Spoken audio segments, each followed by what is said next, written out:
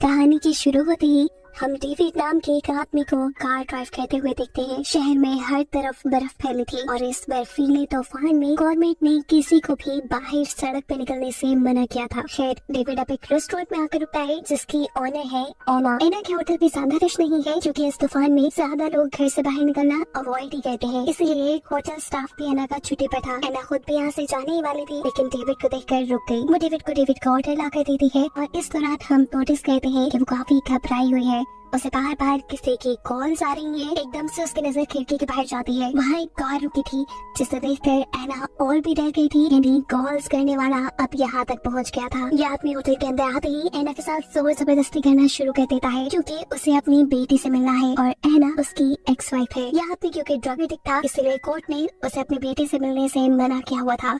अब इससे पहले कि यह आदमी एना को मारता है उसके साथ कोई और बदतमीजी करता, पीछे बैठा हुआ डेविड जो सब कुछ देख रहा था वो इस आदमी को रुक जाने को कहता है और उसकी यही हरकत एना के हस्बैंड का गुस्सा और बढ़ा देती है। उससे नहीं वो डेविड से लड़ने के लिए डेविड तक पहुंच जाता है लेकिन डेविड बहुत ही काम बैठा हुआ था जो उससे कहता है तुम्हारे पास दो ही ऑप्शन है, या तो मेरे से रहकर जेल चले जाओ या फिर आप आराम से घर जाओ, अपनी नशा छोड़ने की तैयारी करो और फिर जज से अपनी बेटी वापस ले लो। यह आदमी डेविड की पुलिस को बुलाने वाली बात से डर गया था इसलिए चुपचाप वो वहाँ से चला जाता है और उसका जाना एना को रिलैक्स कर गया था। ये सब डेविड की वजह से हुआ था। डेविड की समझदारी ने ये सिचुएशन इतनी आराम से हैंडल कर ली थी और इसी वजह से एना सोए बगैर नहीं रह सकी। जब वो बैठकर डेविड से बात करती है तो उसे पता चलता है कि डेविड मैरिड है। एना का एक्स हस्बैंड अब जाते हुए डेविड की कार का मिरर भी तोड़ गया था लेकिन डेविड उसके लिए भी खामोश रहता है। वो टेप से अपने साइड मिरर को चिपका कर अपने रास्ते पे आगे बढ़ जाता है। तूफान बहुत तेज था, बारिश हो रही थी, आगे बढ़ना वैसे ही मुश्किल लग रहा था और साथ ही डेविड की कार का फ्यूल भी खत्म हो चुका था। इसीलिए रास्ते में डेविड फ्यूल डलवाने के लिए रुक जाता है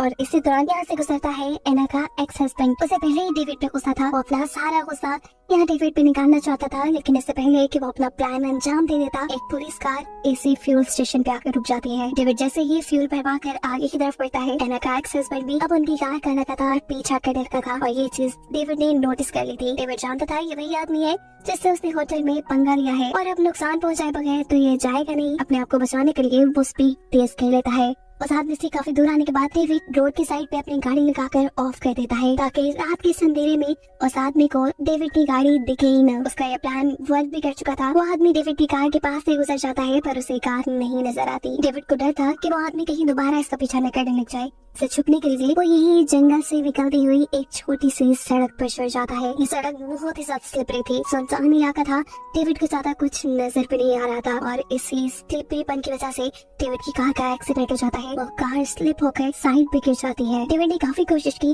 कि उसकी कार वहाँ पे सड़क पे आ जाए लेकिन कार के टायर्स बर्फ के अंदर धंसते जा रहे थे। मजबूरन अब वो गाड़ी से निकलता है और अपने हाथों की मदद से टायर्स के इर्द गिर्द से बर्फ हटाने की कोशिश करता है लेकिन ऐसे बर्फ की ठंडक में उसके हाथ जख्मी कर गए थे। उसे लग रहा था कि अब उसके हाथ टूट जाएंगे। मजबूरन वो अब वापस कार में बैठकर अपनी कार का हीटर ऑन करके अपने हाथों को सेकने लग जाता है। डेविड समझ चुका था कि उसका अब यहाँ से निकलना नामुमकिन है तब तक जब तक कोई हेल्प के लिए आना। उसके मोबाइल में सिग्नल भी नहीं थे कि वो पुलिस को कॉल कर सके। मदद पता नहीं कब आती क्योंकि गवर्नमेंट ने सड़कों पर लोगों को निकलने से मना किया था और ये तो वैसे ही बड़ी मैदान सड़क थी। यही सोचते हुए उसने अपनी कार की बैटरी भी ऑफ कर दी थी। वो अब यहाँ एक सिगरेट लगाता है और उसे पीते पीते ही सो जाता है। सुबह उसकी आँख किसी जानवर के गुर्राने की आवाज निकली थी। कोई जंगली जानवर उसके आसपास था जिसके डर में डेविड अपनी कार से बाहर भी नहीं निकलता। इस टाइम उसके पास खाने पीने का कुछ भी नहीं था इसीलिए वो अपना यूरिन भी स्टोर कर लेता है। डेविड के दिमाग में अब ये बात भी आती है कि अगर ऐसी ही गाड़ी यहाँ खड़ी रही तो बर्फ गाड़ी को पूरी तरह ढक लेगी, फिर कोई ये गाड़ी नहीं देख पाएगा और उसका यहाँ से निकलना और भी ज्यादा मुश्किल हो जाएगा। इसलिए वो अब कार से बाहर निकलता है। दूरबीन से आसपास देखने पर उसे दूर कहीं धुआं नजर आ रहा था, यानी वहाँ इंसान रहते होंगे। इसी उम्मीद में वो कार से निकल जाता है कि शायद वहाँ उसे कोई मदद मिल जाए। वहाँ जाने से पहले वो अपनी गाड़ी की डिक्की खोलता है और उसकी गाड़ी की डिक्की में हम बंधी हुई एना को देखते हैं। डेविड जिसे हम अच्छा इंसान समझ रहे थे वो एक किडनैपर था जिसने एना को किडनैप कर लिया था। वो कार से दूर जाने से पहले एना को वार्न करके जाता है कि इस कार से निकलने की कोशिश भी न करना, लेकिन एना क्यों अपने किडनैपर की बात मानती। वो उसके चाहते ही कोशिश करना शुरू कर देती है और उसके जो हाथ और मुंह टेप से बंधे थे वो उन्हें खोलने में कामयाब भी हो जाती है। अब वो इस गाड़ी से भी बाहर निकलना चाहती थी लेकिन कार की बैक साइड अंदर से नहीं खुल सकती थी, इसीलिए वो कार के बैक स्पीकर्स को हटाते हुए कार के अंदर आने में कामयाब हो जाती है। कार के अंदर आते ही वो कार का दरवाजा खोल के बाहर भाग जाती है लेकिन बाहर बहुत ज्यादा ठंड थी और दूर दूर तक उसे जब कोई इंसानी जगह नहीं नजर आती तो उसे बेहतर वापस कार में जाने लगता है, जहाँ एटलीस्ट वो सर्दी से तो बच सकती थी। हाथ पांव उसने अपने खुलवा लिए थे। डेविड से भी मुकाबला करने के वो अब काबिल हो चुकी थी, इसलिए है ना कार के अंदर वापस जाकर बैठ जाती है क्योंकि सर्दी बहुत ज्यादा बढ़ चुकी है। और दूसरी तरफ अब हम डेविड को देखते हैं। धुएं वाली जगह पहुंचने के चक्कर में वो कार से बहुत दूर आ चुका था और अब उसका पाँव भी एक गड्ढे में फंसकर टूट चुका था। उसकी हालत बहुत खराब थी, उसके पाँव से बहुत ज्यादा खून निकल रहा था। उसे यहाँ उठा नहीं जाता, लेकिन उसे हिम्मत करनी पड़ती है क्योंकि अगर वो बर्फ में पड़ा रहता तो मर जाता। डेविड अब रेंगते हुए वापस कार के पास आने का फैसला करता है, जहाँ एना अब कार में से अपने बचाव के लिए चीजें ढूंढ रही थी, लेकिन उसे यहाँ टेप और क्लोरोफॉर्म के अलावा कुछ नहीं मिलता, इसलिए वो इन दोनों चीजों को अपने पास संभाल के रख लेती है। हम देखते हैं कि डेविड भी घसीटता हुआ कार के पास आ चुका था। वो कार का दरवाजा खोलकर कार के अंदर बैठ जाता है। अपनी पैंट काट कर अपना जख्म देखने पर उसकी भी हालत खराब हो गई थी क्योंकि उसकी टांग की हड्डी इतनी बुरी तरह टूटी थी कि गोश्त को पार करते हुए वो बाहर निकल आई थी।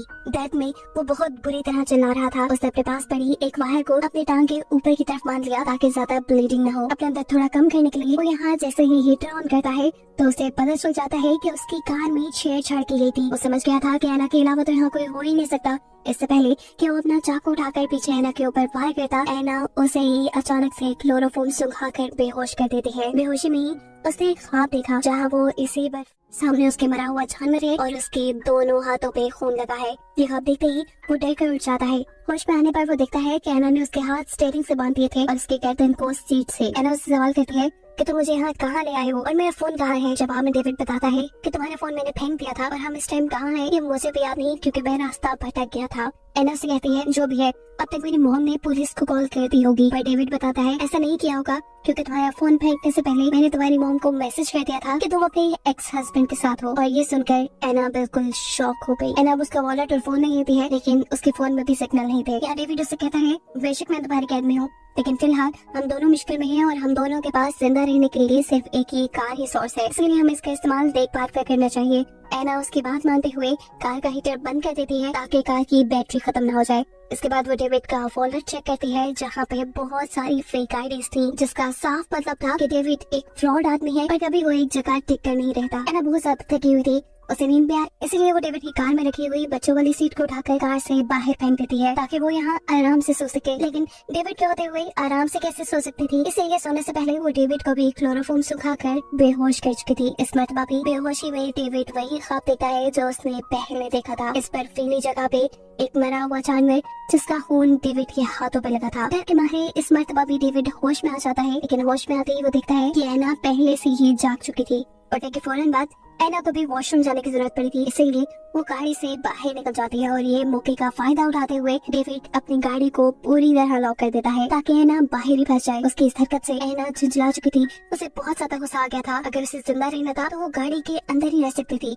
इसीलिए अब वो बेबी सीट जो उसने पहले उठाकर गाड़ी से बाहर फेंकी थी उसकी मदद से गाड़ी की विंडो तोड़कर गाड़ी के अंदर आ जाती है। विंडो टूटने की वजह से गाड़ी का टेम्परेचर भी बहुत डाउन हो गया था। उसे में वो सीट बेल्ट की मदद से डेविड को कत्ल करने की कोशिश करती है और इससे पहले कि डेविड मर जाता, एना के जहन में आने वाला कोई अच्छा ख्याल उसे ऐसा करने से रोक देता है। टूटी हुई खिड़की से लगातार आने वाली सर्दी इनको मार देती, इसलिए एना टेप से उस सारी खिड़की को बंद कर देती है। इस सब के बाद एना हम डेविड का फोन चेक करती है। उसे डेविड के फोन में काफी सारी अपनी और अपनी फैमिली की फोटोज मिली, जिससे उसे साफ पता चल गया कि डेविड ने एकदम से उसके होटल में आकर उसे किडनैप नहीं किया था, बल्कि वो तो काफी अरसे से उसको किडनैप करने की प्लानिंग कर रहा था। परेशान है ना, अब उसकी गाड़ी चेक करती है जहाँ उसे बहुत सी लड़कियों की आईडीज मिलती है और इससे वो ये भी जान लेती है कि है ना वो पहली लड़की नहीं जिसे डेविड ने किडनैप किया हो, बल्कि वो पहले बहुत सी लड़कियों को किडनैप करके मार चुका है। वो एक सीरियल किलर है।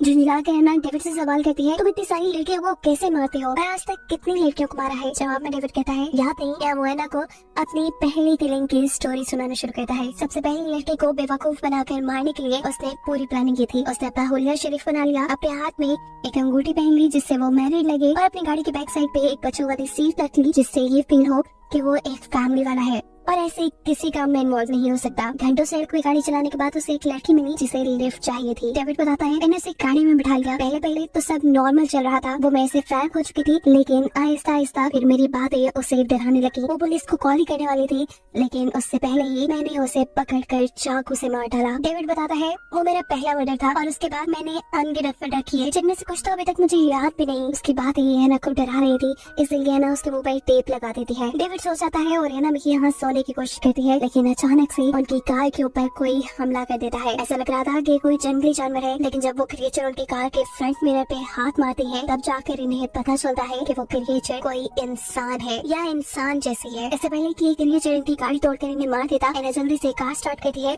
और बहुत मर्तबा कार को हॉर्न दे देकर उसे यहाँ से भगाने में कामयाब हो जाती है। डेविड इस क्रिएचर के यहाँ तक पहुँचने का जिम्मेदार एना को मान रहा था, लेकिन एना उसे याद करवाती है कि उसका खून जो बाहर बर्फ में पड़ा है, उसी की वजह से ये क्रिएचर यहाँ आई। डेविड का जख्म अब बिल्कुल काला पड़ चुका था, उसके पास वक्त बहुत कम था, ये भी हो सकता था कि वो यहीं मर जाता। एना यहाँ डेविड को इस क्रिएचर के बारे में बताती है और कहती है ये क्रिएचर कोई इंसान नहीं थी, बल्कि ये एक रूह थी, एक भूत था। यहाँ पर रहने वालों का मानना है कि ये क्रिएचर यहाँ पे आए बुरे लोगों को उठाकर मार देती है और अपने शिकार को मारने से पहले वो उसके ख्वाबों में आकर उसे डराती है। ये सुनकर अब डेविड पूरी तरह डर चुका था, क्योंकि उसे भी हाथ में कई मरतबा एक क्रिएचर नजर आई थी। उनकी इन्हीं बातों के दौरान उनकी कार की बैटरी भी खत्म हो जाती है, जिससे हीटर बंद हो जाता है। अब इनकी हालत इतनी खराब हो गई थी कि मजबूरन इन दोनों को करीब आना पड़ा ताकि एक दूसरे की बॉडी हीट से ये लोग जिंदा रह सके। डेविड को लग रहा था कि वो अब यहाँ मरने वाला है, इसलिए वो एना को अपनी कहानी बताता है कि आखिर क्यों उसने ये मर्डर्स करना शुरू किए। वो जब छोटा था तब उसकी माँ उस पर बहुत जुल्म करती थी और इसी वजह से वो इतना सख्त दिल हो गया। उसने सबसे पहले अपनी मॉम को मारा था और अब इन लड़कियों को मारकर वो अपने आप को स्ट्रॉन्ग फील करता था, लेकिन असल बात ये थी कि वो लड़कियों से डरता था। एना भी यहाँ अपनी दुखिया स्टोरी सुनाती है कि जब वो भी छोटी थी तो उसके डैड उसके साथ अच्छा सलूक नहीं करते थे। सालों तक वो ये सब बर्दाश्त करती रही और फिर एक दिन उसने अपनी मॉम को सब सच बता दिया, जिसके बाद उसके डैड को जेल हो गई। एना को लग रहा था कि मरते हुए डेविड के दिल में रहम आ गया है, इसलिए वो एना के साथ अच्छा बिहेव कर रहा है, लेकिन वो तो ये सब करके सिर्फ एना को बेवकूफ बना रहा था। एना को बातों में लगा के वो अपने हाथ पांव छुड़वा चुका था और इससे पहले कि एना को समझ पाती, वो एना का गला घोटकर उसे मारने की कोशिशों में लग जाता है। अभी एना पूरी तरह मरी नहीं थी कि अचानक कोई उनकी गाड़ी का दरवाजा खुलता है। बाहर से अंदर आने वाली वही स्पिरिट, वही क्रिएचर थी जिसकी कहानी एना ने डेविड को सुनाई थी। साथ में वो एना को भी ले जाने वाली थी, लेकिन एना अपने आप को बचाने के लिए अपनी वो जैकेट ही उतार देती है जिसे उस क्रिएचर ने पकड़ा हुआ था। ऐसे क्रिएचर के हाथ सिर्फ डेविड ही लगता है। डेविड यहाँ से ले जाने के बाद एना जल्दी से अपनी कार को लॉक कर लेती है और वो क्रिएचर दोबारा यहाँ आकर उसे ढूंढना ले इसलिए वो कार के ट्रंक में छुप जाती है। उसने कोई मोटे कपड़े भी नहीं पहने हुए थे, शायद ये सर्दी अब उसे मार देती, लेकिन उसकी किस्मत अच्छी थी। ये बर्फीला तूफान रुक जाता है और बर्फीले तूफान के रुकते ही बर्फ हटाने वाली गाड़ियां यहाँ आ जाती हैं, जिसके ड्राइवर की नजर इस कार पर भी पड़ जाती है। जैसे ही इस कार के पास आता है तो उसे यहाँ मरे हुए डेविड के ऑर्गन नजर आ रहे थे। गाड़ी को अच्छी तरह चेक करने पे उसे गाड़ी में कोई नहीं मिला, लेकिन फिर जब वो गाड़ी की डिक्की खोलता है तो वहाँ एना थी। सर्दी की वजह से उसकी हालत काफी खराब थी, लेकिन अभी भी वो जिंदा थी, जिसे अब रेस्क्यू कर लिया जाएगा, उसकी जान बच जाएगी और यही दिखाते हुए ये कहानी यहाँ खत्म हो जाती है।